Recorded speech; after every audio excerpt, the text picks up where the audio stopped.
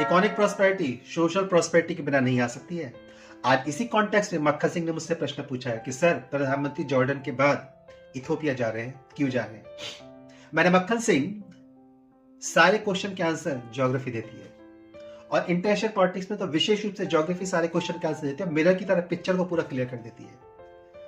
तो इसी पर्सपेक्टिव में अगर हम इथोपिया की लोकेशन को देखते हैं तो इथोपिया हॉर्न ऑफ अफ्रीका की कंट्री, जिसपे 4 देश आते हैं, इरिट्रिया, जिबूती, इथोपिया और सोमालिया।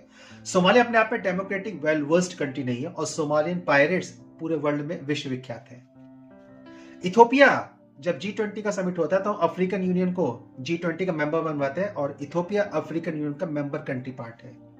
इसके साथ ही 1 जनवरी 2024 से इथोपिया ब्रिक्स का नया मेंबर बनता है और ये दोनों के दोनों एफर्ट्स इंडिया की तरफ से निकल के आते हैं। क्यों?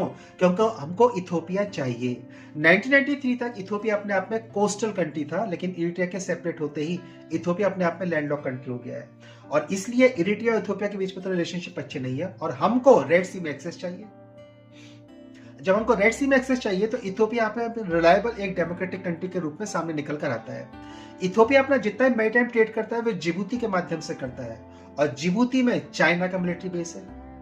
तो अगर चाइना का मिलिट्री बेस किसी भी कारण से यहाँ पे ऑपरेशनल कंडीशन को कुछ ऐसे क्रिएट कर देता है कि इंडिया का ट्रेड यहाँ पे डिस्टर्ब हो सकता है, तो इथोपिया के माध्यम से हम इस मैटर को रिजोल्व कर सकते हैं और इथोपिया जिबूती के माध्यम से सीधे हमको रेड सी में एक्सेस देता है और रेड सी के साथ ही यमन अपने कोस्टल बॉर्डर्स को शेयर करता है और यमन से ऑपरेट करते हैं हूती मिलिटेंट ग्रुप और ये हूती मिलिटेंट ग्रुप लगातार इंडियन ट्रेड को डेंट करता रहता है और रेड सी के थ्रू जो भी इंडियन ट्रेड होता रहता है उस पर एक प्रकार से एक कॉम्प्लेक्स सिचुएशन यहाँ पे लगातार बनी रहती है।